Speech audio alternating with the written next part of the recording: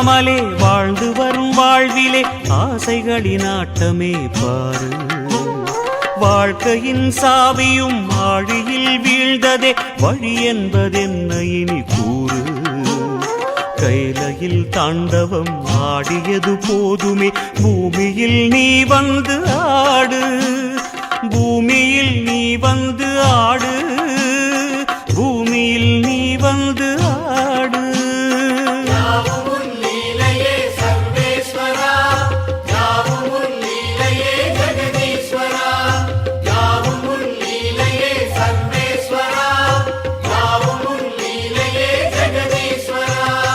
ஆதி அறியாமலே வாழ்ந்து வரும் வாழ்விலே ஆசைகளின் ஆட்டமே பாரு.